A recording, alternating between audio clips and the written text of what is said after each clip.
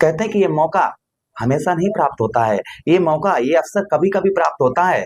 तो एक अवसर आपको, सुनहरा अवसर प्राप्त होने जा रहा है, एक सुनहरा समय आपके साथ आ रहा है। सुनहरे का मतलब आप समझते हैं, सुनहरा, उत्तम समय। मैं कहूंगा लाइफ का सबसे उत्तम समय, पूरी जिंदगी का आपके उत्तम समय आपके साथ में आ रहा है, काफी वर्षों के बाद में। क्या उत्तम समय आपके लिए आ रहा है, इस बात की चर्चा हम इस प्रोग्राम में करने वाले हैं। आप कॉपी और पेन लेकर नोट कर रख लीजिएगा कि शास्त्री जी क्या क्या क्या हमने आपको बताई, ये हर चीज आपको प्राप्त होने वाली है। विस्तार पूर्वक अच्छी तरीके से हम चर्चा करेंगे अपने मिथुन राशि के दर्शकों के लिए कि आपको क्या प्राप्त होने वाला है। नमस्कार, मैं ज्योतिष आचार्य शिवराज शास्त्री आप लोगों का हार्दिक स्वागत कर रहा हूं। ये प्रोग्राम आपके लगन पर आधारित है, आपकी चंद्र राशि पर आधारित है। आपको दोनों चीजें नहीं पता, मेरी लगन क्या है, मेरी चंद्र राशि क्या है, तब वह स्थिति में इस प्रोग्राम को आप नाम राशि पर देखिएगा। आज हम बात करने वाले हैं साक्षात भगवान श्री हरि के बारे में, देवगुरु बृहस्पति के बारे में, कि 12 वर्षों के बाद ये सुनहरा अवसर आपको प्राप्त हुआ है। 12 वर्षों के बाद आपके लगन भाव पर देवगुरु बृहस्पति गोचर करने जा रहे हैं। ये गोचर कब करने जा रहे हैं? ये गोचर करने जा रहे हैं 14 मई को। 14 मई को देवगुरु, ये तो आप अभी आपका मन उदास होगा, अभी कुछ समस्याएं जीवन में चल रही होंगी, किंतु ये समस्याएं, अभी आप मन उदास मत करिएगा। मैं आपको वही चीज समझा रहा हूं कि आपके लिए सुनहरा अवसर आगे इंतजार कर रहा है आपका। चलिए प्रोग्राम को प्रारंभ करते हैं और समझने का प्रयास करते हैं। नमस्कार, मैं ज्योतिष आचार्य शिवराज शास्त्री आप लोगों का हार्दिक स्वागत कर रहा हूं। अगर आप अपनी कुंडली पर परामर्श विश्लेषण विस्तार पूर्वक अच्छी तरीके से अनलिमिटेड समय के साथ कराना चाहते हैं तो आप हमारे दिए गए नंबर पर संपर्क करके अपनी कुंडली का परामर्श विश्लेषण विस्तार पूर्वक अच्छी तरीके से अनलिमिटेड समय के साथ में करवा सकते हैं। चलिए अब हम बिना देर किए हुए ये समझने का प्रयास करते हैं कि आखिर कौन सा सुनहरा अवसर आपको प्राप्त होने जा रहा है। देखिए, देवगुरु बृहस्पति आपके लगन भाव, आपके दय भाव पर गोचर करने जा रहे हैं, केंद्र पर, अर्थात आपके प्रथम भाव पर। क्या प्रभाव रहेगा प्रथम भाव पर देवगुरु बृहस्पति का? तो सबसे पहले हम चर्चा करें इस बात की, तो आपको पत्नी और भूमि, ध्यान दीजिएगा, पत्नी और आपको जमीन जायदाद का भरपूर तरीके से प्राप्त सुख होगा।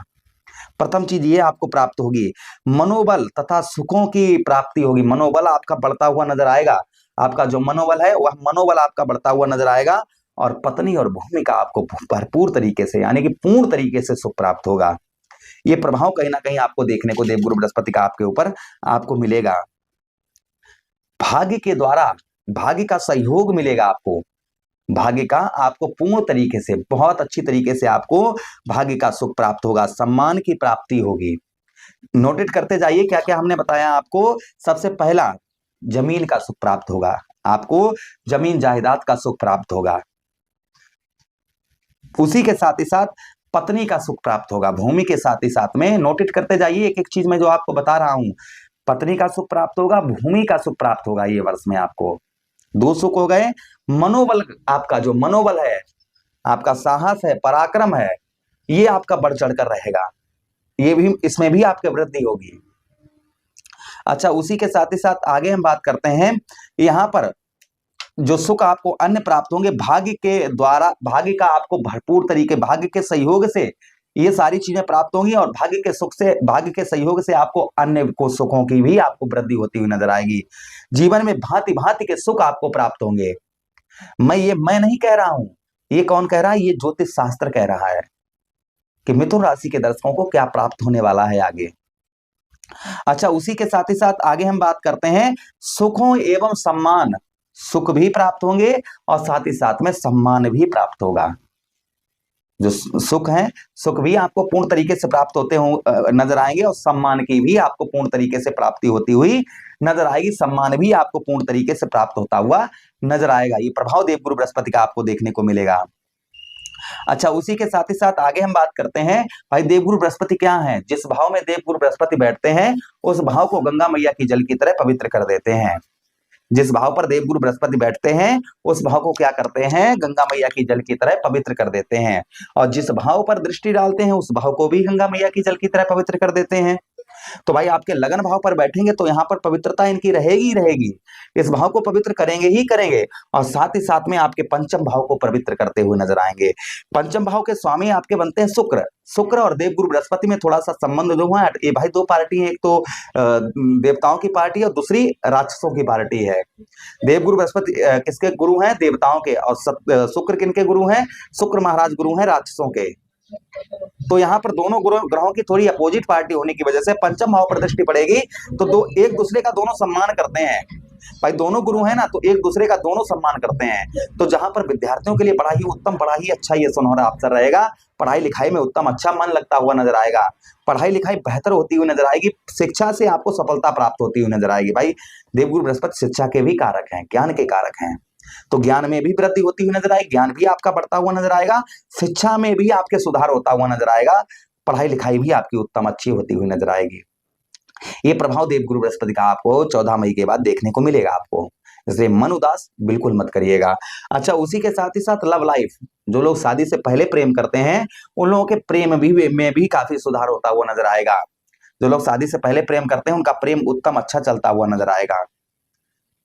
जो अभी तक आपके लड़ाई झगड़े, छोटी छोटी बातों पर आपके लड़ाई झगड़ा हो रहे थे, वो आपके दूर होते हुए नजर आएंगे।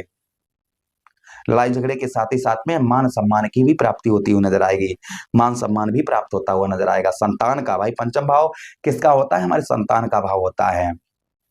संतान के कारक कौन है? संतान के कारक साक्षात देवगुरु बृहस्पति हैं। तो संतान का भी आपको पूर्ण तरीके से सुख प्राप्त होगा, संतान की ओर से काफी मदद आपको प्राप्त होगी, संतान से रिलेशन आपके मधुर अच्छे संबंध आपके देखने को आपको मिलेंगे। ये प्रभाव देवगुरु बृहस्पति का आपको देखने को मिलेगा। अच्छा, उसी के साथ ही साथ आगे हम बात करते हैं पंचम भाव पर आपके, यहाँ पर आपको संतान के साथ ही साथ पिता का भी सहयोग आपको प्राप्त होगा, पिता की ओर से भी काफी हेल्प आपको प्राप्त होती हुई नजर आएगी, पिता की ओर से आपको काफी सुख प्राप्त होते हुए नजर आएंगे, पिता की ओर से आपको कुछ सुखों में आपकी वृद्धि होती हुई नजर आएगी। उसी के साथ ही साथ शत्रु पक्ष से शत्रु पक्ष से भी, यानी कि दुश्मनों से भी आपको सफलता प्राप्त होती हुई नजर आएगी, शत्रुओं पर भी आपको जो आपकी विजय है वह प्राप्त होती हुई नजर आएगी। अच्छा, उसी के साथ ही साथ आगे हम बात करते हैं देवगुरु बृहस्पति की अगली दृष्टि की। अगली दृष्टि देवगुरु बृहस्पति के पास कौन सी है? सप्तम दृष्टि। तो सप्तम दृष्टि आपके कहां पर पड़ेगी? सप्तम भाव पर पड़ेगी। अब इस भाव में देवगुरु बृहस्पति की दृष्टि पड़ने से भाई इसके स्वामी कौन है? आपके सप्तम सेवेंथ हाउस के स्वामी कौन है? आपके सेवेंथ हाउस के जो स्वामी यानी कि सप्तम भाव के जो स्वामी हैं वो आपके साक्षात देवगुरु बृहस्पति हैं। कौन है? देवगुरु बृहस्पति हैं आपके सप्तम भाव के स्वामी। और स्वक्षेत्रीय दृष्टि पड़ेगी, यानी कि अपने ही भाव को देवगुरु बृहस्पति देखेंगे, अपने ही भाव पर दृष्टि डालेंगे, जिसका प्रभाव ये भी आपको देखने को मिलेगा सप्तम भाव पर कि यहाँ पर सप्तम भाव पर दृष्टि पड़ने की वजह से जो लाभ आपको प्राप्त होंगे, व्यवसाय, भाई सप्तम भाव क्या है? हमारा व्यवसाय क्षेत्र है, हमारे व्यवसाय का भाव है, तो व्यवसाय उत्तम अच्छा चलता हुआ नजर आएगा, व्यवसाय के क्षेत्र में आपको सफलता प्राप्त होती हुई नजर आएगी, व्यवसाय के क्षेत्र में आपको पूर्ण तरीके से सफलता प्राप्त होती हुई नजर आएगी। ये प्रभाव देवगुरु बृहस्पति का आपको देखने को मिलेगा। तो सबसे उत्तम प्रभाव मैं कहूं तो मिथुन राशि के दर्शकों को देवगुरु बृहस्पति का भरपूर सहयोग यहाँ पर इस वर्ष जो है आपकी लाइफ पर पड़ता हुआ नजर आएगा। अच्छा, उसी के साथ ही साथ पत्नी का भरपूर सहयोग प्राप्त होगा, हमने आपको पहले ही बताया। दूसरी चीज यहाँ पर यह भी है कि संतान का सुखों के साथ ही साथ में यहाँ पर पार्टनरशिप में भी आपको, आप किसी के साथ मिलकर कार्य करेंगे तो वह भी आपका उत्तम अच्छा चलता हुआ नजर आएगा। किसी के साथ अगर आप मिलकर कार्य करेंगे तो वो भी आपके उत्तम अच्छे चलते हुए नजर आएंगे, ये प्रभाव देखने को आपको और मिलेगा। अच्छा, उसी के साथ ही साथ आगे बढ़ते हैं प्रोग्राम में। आगे हम बात करते हैं आपके सप्तम भाव पर जो प्रभाव और आपको देखने को मिलेंगे वो ये भी मिलेंगे कहीं ना कहीं सप्तम भाव पर कि यहाँ पर जिन लोगों का विवाह नहीं हो पा रहा था, विवाह में अड़चने आ रही थी, विवाह नहीं हो पा रहा था, विवाह में परेशानियां चल रही थी, तो उन लोगों की परेशानियां दूर होती हुई नजर आएंगी। विवाह में जिन लोगों की परेशानियां चल रही थी उन लोगों की परेशानियां दूर होती हुई नजर आएंगी। विवाह से रिलेटेड काफी उत्तम, काफी अच्छा देखने को आपको मिलेगा। जिन लोगों के विवाह में अड़चन या फिर जिन लोगों का विवाह हो चुका था, डिवोर्स तक का नंबर था, तो अगर मई तक रुक जाता है तो आपका डिवोर्स रुक सकता है, इसमें कोई संदेह शंका नहीं है। अच्छा, उसी के साथ ही साथ आगे हम बात करते हैं देवगुरु बृहस्पति का एक दृष्टि और है, कौन सी? नवम दृष्टि। नवम दृष्टि आपके ठीक नवम भाव पर पड़ेगी, भाग्य स्थान पर पड़ेगी, और जहां पर राहु महाराज भी विद्यमान रहेंगे, राहु महाराज भी आपके नवम भाव पर बैठेंगे। तो राहु क्या है? आदर्श ग्रह हैं, छलिया ग्रह हैं, देवगुरु बृहस्पति का शुभ ग्रह है, फिर भी आपको नवम भाव पर राहु महाराज बैठे होने के कारण कुछ परेशानियां आपके जीवन पर आ सकती हैं, किंतु देवगुरु बृहस्पति के आशीर्वाद से वो परेशानियां दूर होती हुई नजर आएंगी। मैं सीधा सीधा कहूं तो भाग्य का साथ आपको बेहतर उत्तम अच्छा प्राप्त होगा, कभी कभी कुछ कठिनाइयां आ सकती हैं। उसी के साथ ही साथ में पूजा पाठ धर्म कर्म के कार्यों में आपकी रुचि जो है वह बढ़ती हुई नजर आएगी, पूजा पाठ के धर्म कर्म के कार्यों में रुचि जो है आपकी अच्छी बढ़ती हुई नजर आएगी। तो ये प्रभाव देवगुरु बृहस्पति, कुछ धार्मिक यात्राएं भी देखी जाएंगी आपकी, तो ये देवगुरु बृहस्पति का आशीर्वाद आप लोगों के ऊपर देखा जाएगा। आशा कर रहे हैं प्रोग्राम काफी अच्छा लगा होगा। मिलते हैं किसी अन्य प्रोग्राम में।